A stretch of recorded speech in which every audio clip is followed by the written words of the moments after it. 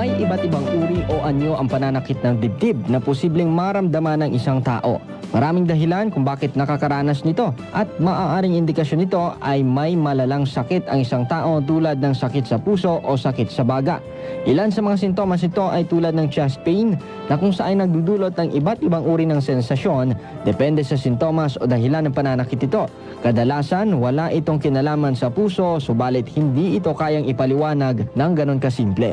Iba pang sanhi nito tulad ng panic attack o sobrang takot, mabilis na tibok ng puso, mabilis na paghinga, sobrang pagpapawis, hirap sa paghinga, nahihilo, naduduwal at natatakot at takot sa kamatayan. Ang chest pain o pananakit ng dibdib ay hindi dapat ipagwalang bahala sapagkat ito ay maaaring mauwi sa mas malalang karamdaman o komplikasyon. Kung hindi agad maagapan ay maaari itong mauwi sa kamatayan. Mainam na kumonsulta agad sa doktor kung nakararanas ng mga sintomas na nabanggit upang malaman kung ano ang tamang gamot at lunas para dito.